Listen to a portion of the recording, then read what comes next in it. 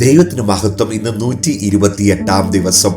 നാം വായിക്കുന്നത് സംഖ്യാപുസ്തകം 11 അധ്യായം 139 സങ്കീർത്തനവും 140 സങ്കീർത്തനവും റോമാലേഖനം 11 അധ്യായവുമാണ്.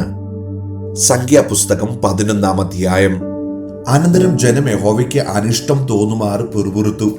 യഹോവ കേട്ടു, അവന്റെ കോപം ജ്വലിച്ചു. യഹോവയുടെ തീ അവരുടെ ഇടയിൽ കത്തി, പാളയത്തിന്റെ അറ്റങ്ങളിലുള്ളവരെ ദഹിപ്പിച്ചു കളഞ്ഞു. ജനം മോശയോട് നിലവിളിച്ചു. മോശ യഹോവയോട് പ്രാർത്ഥിച്ചു. അപ്പോൾ തീ കെട്ടുപോയി. യഹോവയുടെ തീ അവരുടെ ഇടയിൽ കത്തുകയാൽ ആ സ്ഥലത്തിന് തബേര എന്ന് പേരായി. പിന്നെ അവരുടെ ഇടയിലുള്ള സമ്മിശ്ര ജാതി ദുരാഗ്രഹികളായി. ഇസ്രായേൽ മക്കളും വീണ്ടും കരഞ്ഞുകൊണ്ട്, ഞങ്ങൾക്ക് തിന്മാൻ ഇറച്ചി ആർ തരും? ഞങ്ങൾ മിസ്രൈമിൽ വെച്ച് വില കൂടാതെ തിന്നിട്ടുള്ള മത്സ്യം, വെള്ളരിക്ക, മത്തങ്ങ, ഉള്ളി, ചുവന്നുള്ളി, ചിറ്റുള്ളി എന്നിവ ഞങ്ങൾ ഓർക്കുന്നു. ഇപ്പോഴോ ഞങ്ങളുടെ പ്രാണൻ പൊരിഞ്ഞിരിക്കുന്നു. ഈ മന്ന അല്ലാതെ ഒന്നും കാണാനില്ല എന്ന് പറഞ്ഞു. മന്നയോ കൊത്തമ്പാലരി പോലെയും അതിന്റെ നിറം ഗുൽഗുലുവിൻ്റെത് പോലെയും ആയിരുന്നു. ജനം നടന്നു പെറുക്കി, തിരികല്ലിൽ പൊടിച്ചിട്ടോ ഉരലിൽ ഇടിച്ചിട്ടോ കലത്തിൽ പുഴുങ്ങി അപ്പമുണ്ടാക്കും. അതിന്റെ രുചി എണ്ണ ചേർത്തുണ്ടാക്കിയ ദോശ പോലെ ആയിരുന്നു. രാത്രി പാളയത്തിൽ മഞ്ഞു പൊഴിയുമ്പോൾ മന്നയും പൊഴിയും. ജനം കുടുംബമായി ഓരോരുത്തൻ താന്താന്റെ കൂടാരവാതിക്കൽ വെച്ച് കരയുന്നത് മോശ കേട്ടു. യഹോവയുടെ കോപം ഏറ്റവും ജ്വലിച്ചു. മോശയ്ക്കും അനിഷ്ടമായി. അപ്പോൾ മോശ യഹോവയോട് പറഞ്ഞത്, നീ അടിയനെ വലച്ചത് എന്ത്? നിനക്ക് എന്നോട് കൃപ തോന്നാതെ ഈ സർവ്വജനത്തിന്റെയും ഭാരം എന്റെ മേൽ വെച്ചതെന്ത്? മുല കുടിക്കുന്ന കുഞ്ഞിനെ ഒരു ധാത്രി എടുക്കുന്നത് പോലെ ഞാൻ അവരെ നീ അവരുടെ പിതാക്കന്മാരോട് സത്യം ചെയ്ത ദേശത്തേക്ക് എന്റെ മാറത്തെടുത്തുകൊണ്ട് പോകണമെന്ന് എന്നോട് കൽപ്പിപ്പാൻ ഈ ജനത്തെയൊക്കെയും ഞാൻ ഗർഭം ധരിച്ചുവോ? ഞാൻ അവരെ പ്രസവിച്ചുവോ? ഈ ജനത്തിനൊക്കെയും കൊടുപ്പാൻ എനിക്ക് എവിടെ നിന്ന് ഇറച്ചി കിട്ടും?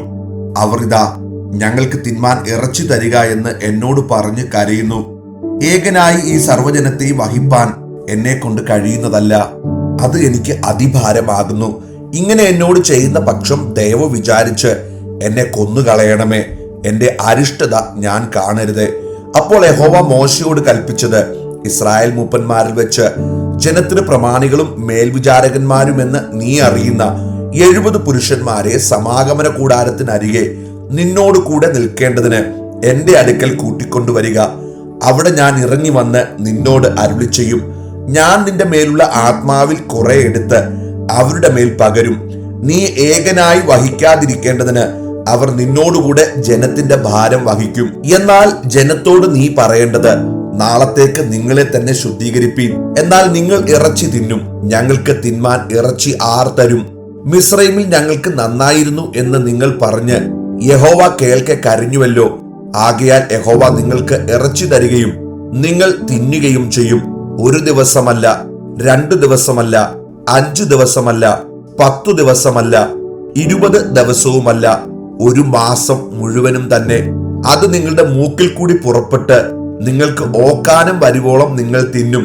നിങ്ങളുടെ ഇടയിലുള്ള യഹോവയെ നിങ്ങൾ നിരസിക്കുകയും ഞങ്ങൾ മിസ്രൈമിൽ നിന്ന് എന്തിനു പുറപ്പെട്ടു പോന്നു എന്ന് പറഞ്ഞ് അവന്റെ മുമ്പാകെ കരയുകയും ചെയ്തിരിക്കുന്നുവല്ലോ. അപ്പോൾ മോശെ, എന്നോട് കൂടിയുള്ള ജനം 6 ലക്ഷം കാലാളുണ്ട്. 1 മാസം മുഴുവൻ തിന്മാൻ ഞാൻ അവർക്ക് ഇറച്ചി കൊടുക്കുമെന്ന് നീ അരുളി ചെയ്യുന്നു. അവർക്ക് മതിയാകുവണ്ണം ആടുകളെയും മാടുകളെയും അവർക്ക് വേണ്ടി അറക്കുമോ? അവർക്ക് മതിയാകുവണ്ണം സമുദ്രത്തിലെ മത്സ്യത്തെ ഒക്കെയും അവർക്ക് വേണ്ടി പിടിച്ചു കൂട്ടുമോ എന്ന് ചോദിച്ചു. യഹോവ മോശയോട്, യഹോവയുടെ കൈ കുറുതായി പോയോ? എന്റെ വചനം നിവൃത്തിയാകുമോ ഇല്ലയോ എന്ന് നീ ഇപ്പോൾ കാണും എന്ന് കൽപ്പിച്ചു. അങ്ങനെ മോശ ചെന്ന് യഹോവയുടെ വചനങ്ങളെ ജനത്തോട് പറഞ്ഞു.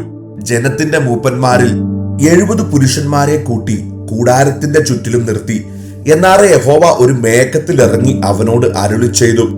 അവന്മേലുള്ള ആത്മാവിൽ കുറെ എടുത്ത് മൂപ്പന്മാരായ ആ 70 പുരുഷന്മാർക്ക് കൊടുത്തു. ആത്മാവ് അവരുടെ മേൽ ആവസിച്ചപ്പോൾ അവർ പ്രവചിച്ചു. പിന്നെ അങ്ങനെ ചെയ്തില്ല താനും. എന്നാൽ ആ പുരുഷന്മാരിൽ 2 പേർ പാളയത്തിൽ തന്നെ താമസിച്ചിരുന്നു. ഒരുത്തന് എൽദാദ് എന്നും മറ്റവന് മേദാദ് എന്നും പേർ. ആത്മാവ് അവരുടെ മേലും ആവസിച്ചു. അവരും പേരെഴുതിയവരിൽ ഉള്ളവരായിരുന്നുവെങ്കിലും കൂടാരത്തിലേക്ക് ചെന്നിരുന്നില്ല. അവർ പാളയത്തിൽ വെച്ച് പ്രവചിച്ചു. അപ്പോൾ ഒരു ബാല്യക്കാരൻ മോശയുടെ അടുക്കൽ ഓടിച്ചെന്നു, എൽദാദും മേദാദും പാളയത്തിൽ വെച്ചു പ്രവചിക്കുന്നു എന്ന് അറിയിച്ചു. എന്നാറെ നൂന്റെ മകനായ ബാല്യം മുതൽ മോശയുടെ ശുശ്രൂഷക്കാരനായിരുന്ന യോശുവ, എന്റെ യജമാനനായ മോശയെ അവരെ വിരോധിക്കണമേ എന്ന് പറഞ്ഞു. മോശ അവനോട്, എന്നെ വിചാരിച്ച് നീ അസൂയപ്പെടുന്നുവോ? യഹോവയുടെ ജനമൊക്കെയും പ്രവാചകന്മാരാകുകയും യഹോവ തന്റെ ആത്മാവിനെ അവരുടെ മേൽ പകരുകയും ചെയ്തെങ്കിൽ കൊള്ളായിരുന്നു എന്ന് പറഞ്ഞു. പിന്നെ മോശയും ഇസ്രായേൽ മൂപ്പന്മാരും പാളയത്തിൽ വന്നു ചേർന്നു. അനന്തരം യഹോവ അയച്ച ഒരു കാറ്റ് ഊതി കടലിൽ നിന്ന് കാടയെ കൊണ്ടുവന്ന് പാളയത്തിന്റെ സമീപത്ത് ഒരു ദിവസത്തെ വഴി ഇങ്ങോട്ടും ഒരു ദിവസത്തെ വഴി അങ്ങോട്ടും, ഇങ്ങനെ പാളയത്തിന്റെ ചുറ്റിലും നിലത്തോട്ട് ഏകദേശം 2 മുഴം അടുത്ത് പറന്നു നിൽക്കുമാറാക്കി. ജനം എഴുന്നേറ്റ് അന്നു പകൽ മുഴുവനും രാത്രി മുഴുവനും പിറ്റേന്നാൾ മുഴുവനും കാടയെ പിടിച്ചുകൂട്ടി. നന്നാ കുറച്ചു പിടിച്ചവൻ 10 പറ പിടിച്ചുകൂട്ടി. അവർ അവയെ പാളയത്തിന്റെ ചുറ്റിലും ചിക്കി. എന്നാൽ ഇറച്ചി അവരുടെ പല്ലിനിടയിൽ ഇരിക്കുമ്പോൾ അത് ചവച്ചിറക്കും മുമ്പേ തന്നെ യഹോവയുടെ കോപം ജനത്തിന്റെ നേരെ ജ്വലിച്ചു. യഹോവ ജനത്തെ ഒരു മഹാബാധ കൊണ്ട് സംഹരിച്ചു. ദുരാഗ്രഹികളുടെ കൂട്ടത്തെ അവിടെ കുഴിച്ചിട്ടതുകൊണ്ട് ആ സ്ഥലത്തിന് കിബ്രോത്ത് ഹത്താവ എന്ന് പേരായി. കിബ്രോത്ത് ഹത്താവ വിട്ട് ജനം ഹസരോത്തിലേക്ക് പുറപ്പെട്ടു ചെന്ന് ഹസരോത്തിൽ പാർത്തു. 139 സങ്കീർത്തനം. യഹോവേ, നീ എന്നെ ശോധന ചെയ്ത് അറിഞ്ഞിരിക്കുന്നു. ഞാൻ ഇരിക്കുന്നതും എഴുന്നേൽക്കുന്നതും നീ അറിയുന്നു. എന്റെ നിരൂപണം നീ ദൂരത്ത് നിന്ന് ഗ്രഹിക്കുന്നു. എന്റെ നടപ്പും കിടപ്പും നീ ശോധന ചെയ്യുന്നു. എന്റെ വഴികളൊക്കെയും നിനക്ക് മനസ്സിലായിരിക്കുന്നു. യഹോവേ, നീ മുഴുവനും അറിയാതെ ഒരു വാക്കും എന്റെ നാവിന്മേലില്ല. നീ മുമ്പും പിമ്പും എന്നെ അടച്ചു. നിന്റെ കൈ എന്റെ മേൽ വെച്ചിരിക്കുന്നു. ഈ പരിജ്ഞാനം എനിക്ക് അത്യത്ഭുതമാകുന്നു. അതെനിക്ക് ഗണിച്ചു കൂടാതെ വണ്ണം ഉന്നതമായിരിക്കുന്നു. നിന്റെ ആത്മാവിനെ ഒളിച്ച് ഞാൻ എവിടേക്ക് പോകും? തിരുസന്നിധി വിട്ട് ഞാൻ എവിടേക്ക് ഓടും? ഞാൻ സ്വർഗത്തിൽ കയറിയാൽ നീ അവിടെയുണ്ട്. പാതാളത്തിൽ എന്റെ കിടക്ക വിരിച്ചാൽ നീ അവിടെയുണ്ട്. ഞാൻ ഉഷസ്സിൻ ചിറക് ധരിച്ച് സമുദ്രത്തിന്റെ അറ്റത്ത് ചെന്ന് പാർത്താൽ അവിടെയും നിന്റെ കൈ എന്നെ നടത്തും. നിന്റെ വലങ്കൈ എന്നെ പിടിക്കും. ഇരുട്ട് എന്നെ മൂടിക്കളയട്ടെ, വെളിച്ചം എന്റെ ചുറ്റും രാത്രിയായി തീരട്ടെ എന്ന് ഞാൻ പറഞ്ഞാൽ ഇരുട്ട് പോലും നിനക്ക് മറവായിരിക്കയില്ല. രാത്രി പകൽ പോലെ പ്രകാശിക്കും. ഇരുട്ടും വെളിച്ചവും നിനക്ക് ഒരുപോലെ തന്നെ. നീയല്ലോ എന്റെ അന്തരങ്ങളെ നിർമ്മിച്ചത്. എന്റെ അമ്മയുടെ ഉദരത്തിൽ നീ എന്നെ മെടഞ്ഞു. ഭയങ്കരവും അതിശയവുമായി എന്നെ സൃഷ്ടിച്ചിരിക്കയാൽ ഞാൻ നിനക്ക് സ്തോത്രം ചെയ്യുന്നു. നിന്റെ പ്രവൃത്തികൾ അത്ഭുതകരമാകുന്നു. അത് എന്റെ ഉള്ളം നല്ലവണ്ണം അറിയുന്നു. ഞാൻ രഹസ്യത്തിൽ ഉണ്ടാക്കപ്പെടുകയും ഭൂമിയുടെ അധോഭാഗങ്ങളിൽ നിർമ്മിക്കപ്പെടുകയും ചെയ്തപ്പോൾ എന്റെ അസ്ഥികൂടം നിനക്ക് മറവായിരുന്നില്ല. ഞാൻ പിണ്ഡാകാരമായിരുന്നപ്പോൾ നിന്റെ കണ്ണ് എന്നെ കണ്ടു. നിയമിക്കപ്പെട്ട നാളുകളിൽ ഒന്നുമില്ലാതിരുന്നപ്പോൾ അവയെല്ലാം നിന്റെ പുസ്തകത്തിൽ എഴുതിയിരുന്നു. ദൈവമേ, എന്റെ വിചാരങ്ങൾ എനിക്ക് എത്ര ഘനമായവ! അവയുടെ ആകത്തുകയും എത്ര വലിയത്! അവയെ എണ്ണിയാൽ മണലിനേക്കാൾ അധികം. ഞാൻ ഉണരുമ്പോൾ ഇനിയും ഞാൻ നിന്റെ അടുക്കൽ ഇരിക്കുന്നു. ദൈവമേ, നീ ദുഷ്ടനെ നിഗ്രഹിച്ചെങ്കിൽ കൊള്ളായിരുന്നു. രക്തപാതകന്മാരെ എന്നെ വിട്ടുപോകുവിൻ. അവർ ദ്രോഹമായി നിന്നെക്കുറിച്ച് സംസാരിക്കുന്നു. നിന്റെ ശത്രുക്കൾ നിന്റെ നാമം വൃഥാ എടുക്കുന്നു. യഹോവേ, നിന്നെ പകയ്ക്കുന്നവരെ ഞാൻ പകയ്ക്കേണ്ടതല്ലയോ? നിന്നോട് എതിർക്കുന്നവരെ ഞാൻ വെറുക്കേണ്ടതല്ലയോ? ഞാൻ പൂർണ്ണ ദേശത്തോടെ അവരെ ദ്വേഷിക്കുന്നു. അവരെ എന്റെ ശത്രുക്കളായി എണ്ണുന്നു. ദൈവമേ, എന്നെ ശോധന ചെയ്ത് എന്റെ ഹൃദയത്തെ അറിയണമേ. എന്നെ പരീക്ഷിച്ച് എന്റെ നിലവുകളെ അറിയണമേ. വ്യസനത്തിനുള്ള മാർഗം എന്നിലുണ്ടോ എന്ന് നോക്കി ശാശ്വത മാർഗത്തിൽ എന്നെ നടത്തേണമേ. 140 സങ്കീർത്തനം.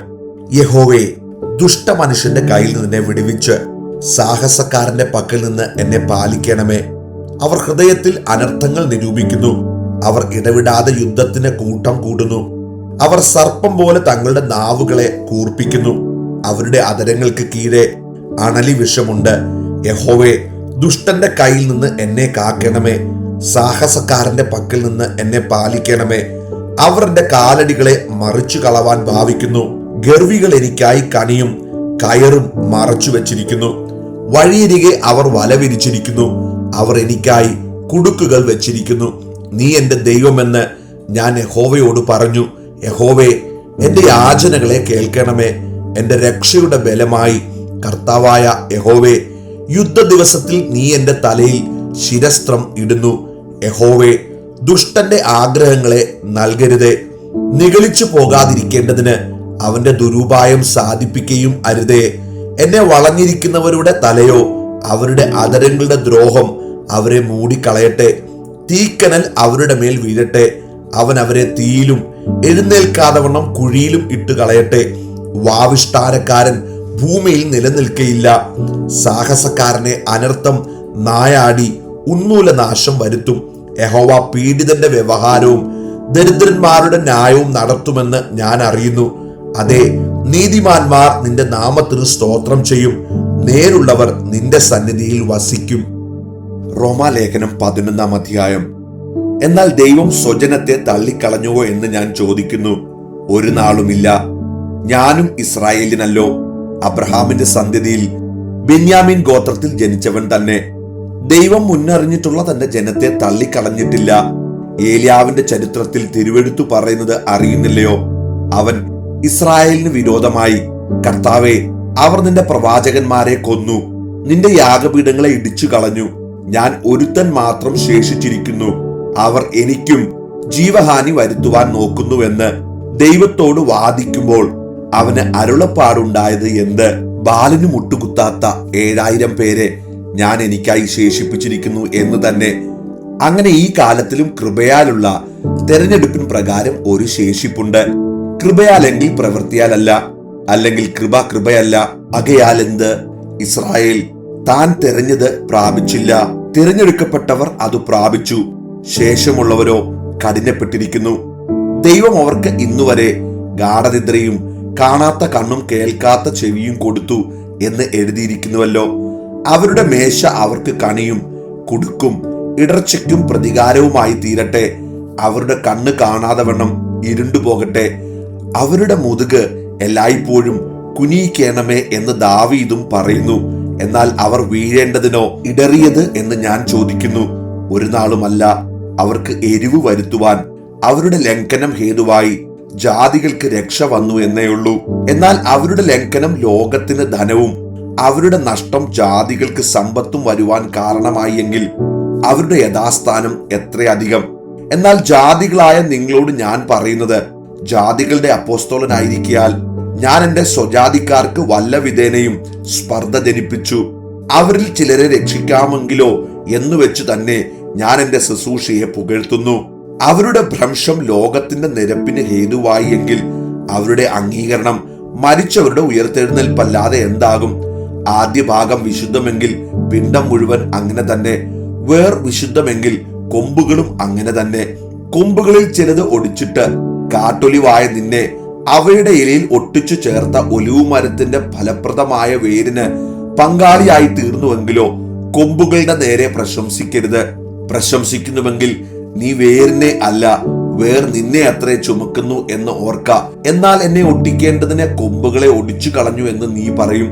ശരി, അവിശ്വാസത്താൽ അവ ഒടിഞ്ഞുപോയി. വിശ്വാസത്താൽ നീ നിൽക്കുന്നു. ഞെളിയാതെ ഭയപ്പെടുക. സ്വാഭാവിക കൊമ്പുകളെ ദൈവം ആദരിക്കാതെ പോയെങ്കിൽ നിന്നെയും ആദരിക്കാതെ വന്നേക്കാം. ആകയാൽ ദൈവത്തിന്റെ ദയയും ഖണ്ഡിതവും കാണുക. വീണവരിൽ ദൈവത്തിന്റെ ഖണ്ഡിതവും, നിന്നിലോ നീ ദയയിൽ നിലനിൽക്കിയാൽ ദയയും തന്നെ, അല്ലെങ്കിൽ നീയും ഛേദിക്കപ്പെടും. അവിശ്വാസത്തിൽ നിലനിൽക്കാഞ്ഞാൽ അവരെയും കൂടെ ഒട്ടിക്കും. അവരെ വീണ്ടും ഒട്ടിപ്പാൻ ദൈവം ശക്തനല്ലോ. സ്വഭാവത്താൽ കാട്ടുമരത്തിൽ നിന്ന് നിന്നെ മുറിച്ചെടുത്ത് സ്വഭാവത്തിന് വിരോധമായി നല്ല ഒലിവു മരത്തിൽ ഒട്ടിച്ചുവെങ്കിൽ സ്വാഭാവിക കൊമ്പുകളായവരെ സ്വന്തമായ ഒലിവു മരത്തിൽ എത്ര അധികമായി ഒട്ടിക്കും.